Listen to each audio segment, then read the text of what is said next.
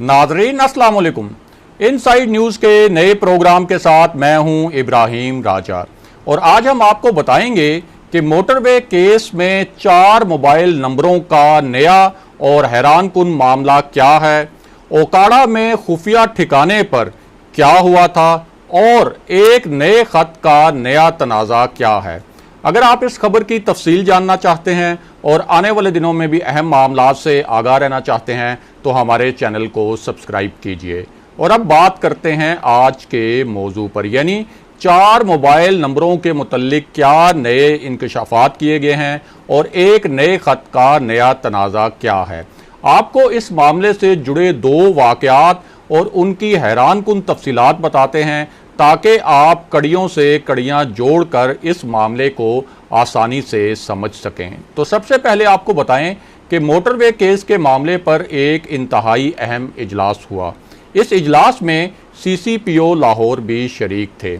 इस इजलास में केस के मुतल्लिक अहम तरीन रिपोर्ट्स पेश की जानी थी और इन रिपोर्ट्स में वाक़े के मुतल्लिक जो जियो फेंसिंग की रिपोर्ट थी वो भी शामिल थी, यानी जिन टावर से मोबाइल डेटा लिया गया था उस डेटा के मुतल्लिक मुकम्मल रिपोर्ट भी इस इजलास में पेश की जानी थी। इसके अलावा पुलिस को एक और खुफिया और इंतहाई अहम रिपोर्ट भी मिली थी। ये रिपोर्ट मुल्जिम आबिद अली के मरकजी ठिकानों के मुतल्लिक थी और इस रिपोर्ट के बारे में सिर्फ चंद पुलिस अफसरान को मालूम था। अब इस मीटिंग में 4 मोबाइल नंबरों के मुतल्लिक हैरानकुन इंकशाफ हुआ जिससे पूरी कहानी में एक नया मोड़ आ गया। ये मोड़ क्या था उसकी तफसीलात भी आपको बताते हैं। तो मामला यह है कि इन 4 मोबाइल नंबर्स के मुतल्लिक 2 पुलिस अफसरान ने नए इंकशाफात किए हैं। ये दोनों पुलिस अफसरान इस केस की तहकीकात कर रहे हैं। तो इन पुलिस अफसरान के मुताबिक जब मरकजी मुल्जिम आबिद मल्ही का फ़ोन रिकॉर्ड निकाला गया तो सबसे ज़्यादा तवज्जो एक नुक्ते पर थी और वो नुक्ता ये था कि वो कौन से ऐसे 3-4 लोग हैं जिन्हें मुल्जिम आबिद मल्ही ने सबसे ज़्यादा कॉल्स की। और इसका मकसद ये था कि जिन लोगों को आबिद ने ज़्यादा कॉल्स की उनकी लोकेशन का पता चलाया जाए, ख़ास तौर पर यह पता चलाया जाए कि इन लोगों में से कोई वारदात की रात जाए वारदात के करीब तो मौजूद नहीं था। अब यहाँ एक ख़ास वजह से ये केस बहुत ज़्यादा पेचीदा हो गया, उस वजह की तफसीलात भी आपको बताते हैं। तो आपको आगाह करें कि आबिद ने अपने फैमिली मेम्बर्स यानी अपने अहले खाना को बहुत ज़्यादा कॉल्स की हुई थी, लेकिन जब उसके फैमिली मेम्बर्स यानी उसके अहले खाना की लोकेशन चेक की गई तो पता चला कि उनमें से कोई भी वारदात की रात जाए वारदात के मकाम पर मौजूद नहीं था। अब उसके बाद पुलिस को आबिद के मोबाइल डेटा में से एक और मशकूक नंबर मिला। ये नंबर आखिरी मरतबा ओकाड़ा में इस्तेमाल हुआ था। जब पुलिस ने इस नंबर को चेक किया तो पता चला कि ये नंबर स्विच ऑफ है, यानी इस नंबर को बंद कर दिया गया था और यहाँ से तहकीकात ने एक ड्रामाई रुख अख्तियार कर लिया। वो कैसे, उसकी तफसील भी आपको बताते हैं। तो आपको आगाह करें कि जब मुल्जिम आबिद मल्ही का शनाख्ती कार्ड निकाला गया तो उसके शनाख्ती कार्ड से 4 मोबाइल नंबर्स को मैच किया गया। इनमें से एक नंबर पर एक मैसेज भी आया था और ये एक बहुत बड़ा ब्रेक थ्रू था, यानी यहाँ से तहकीकात को एक ख़ास सिमत मिली। और ये जो नंबर था ये वारदात की रात जाए वारदात पर ऑन किया गया था और जब ये नंबर ऑन किया गया था तो उस पर मुतलका जो मोबाइल कंपनी है उसकी जानिब से एक मैसेज भी आया था। इस तरह के मैसेज आम तौर पर उस वक्त आते हैं जब कोई नंबर काफ़ी देर के बाद या काफ़ी अरसे के बाद ऑन किया गया हो। अब उसके बाद 2 हैरानकुन वाक़यात हुए। इन वाक़यात की तफसील भी आपको बताते हैं और ओकाड़ा वाले नंबर की तफसीलात से भी आगाह करते हैं। तो मामला यह है कि पुलिस को पता चला था कि दूसरा नंबर आखिरी मरतबा ओकाड़ा में इस्तेमाल हुआ था और उसके बाद से ये नंबर बंद था। इस दौरान पुलिस ने खुफिया तौर पर अपनी टीमें ओकाड़ा रवाना कर दी और ये जो नंबर था ये वकारुल हसन के नाम पर था, लेकिन उसे मुल्जिम शफकत अली इस्तेमाल कर रहा था। पुलिस ने जब मुल्जिम शफकत अली का शनाख्ती कार्ड निकाला तो उस पर उसकी बहुत ही पुरानी तस्वीर लगी हुई थी जिससे शफकत अली की पहचान तकरीबन नामुमकिन थी। अब यहाँ पुलिस ने एक और ख़ास हिकमत अमली अपनाई, और वो हिकमत अमली ये थी कि पुलिस के एक विंग ने ये चेक करना शुरू कर दिया कि क्या शफकत अली के पास जो नंबर था उस नंबर से वो फेसबुक या कोई और ऐप वगैरह भी इस्तेमाल करता रहा।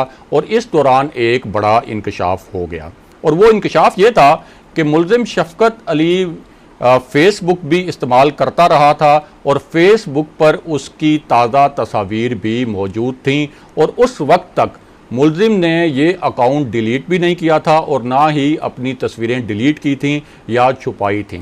इसकी एक मुमकिन वजह यह थी कि उसका ख्याल था कि अगर वो फेसबुक अकाउंट अचानक डिलीट करे या अपनी तस्वीरें डिलीट करे तो कहीं उस पर शक ना हो जाए, और दूसरा वो अपना फ़ोन भी बंद कर चुका था। अब पुलिस ने फेसबुक से मुलजिम शफकत अली की नई तस्वीर कॉपी की ताकि उसकी शिनाख्त आसानी से मुमकिन हो सके। उसके बाद पुलिस ओकाड़ा के एक गांव पहुंची, और ये गांव असल में वो मकाम था जहां मुलजिम शफकत अली का नंबर आखिरी मरतबा इस्तेमाल हुआ था। इस गांव में पहुंचने के बावजूद मुलजिम शफकत अली को ढूंढना कोई आसान काम नहीं था, क्योंकि वो इस गांव से हटकर एक और खुफिया ठिकाने पर छुपा हुआ था। पुलिस ने गांव के कुछ लोगों को मुलजिम शफकत अली की जो ताज़ा तस्वीर थी जो कि फेसबुक से ली गई थी वो तस्वीर दिखाई, और उनसे पूछा कि क्या उन्होंने मुलजिम शफकत अली को हालिया दिनों में इस गांव में देखा है। इस पर चंद लोगों ने पुलिस को बताया कि मुलजिम शफकत अली एक रोज़ पहले तक इसी गांव में था, लेकिन पिछले कोई 20-22 घंटे से वो इस गांव से कहीं गायब है। ये इतला मिलने के बाद पुलिस ने पहले तो गांव से बाहर जाने वाले तीनों रास्ते जो हैं उनकी मुकम्मल नाकाबंदी कर दी, ताकि मुलजिम इस गांव से किसी सूरत भी बाहर फरार ना हो सके। उसके बाद इस गांव में सर्च ऑपरेशन शुरू किया गया, और पुलिस ने इस गांव में मुलजिम के रिश्तेदारों के घर में भी छापे मारे, वहाँ भी सर्च ऑपरेशन किया गया, लेकिन मुलजिम जो है वो उन घरों में भी उस वक्त नहीं मिल सका। उसके बाद पुलिस ने एक और हिकमत अमली अपनाई, और वो हिकमत अमली ये थी कि इस गांव के अतराफ जो मुमकिना खुफिया ठिकाने हो सकते थे उन मुमकिना ठिकानों को चेक करना शुरू किया गया। और ये जो चेकिंग थी और ये जो पूरी कार्रवाई थी ये असल में पुलिस का जो इंसदाद दहशतगर्दी विंग है ये उसने की।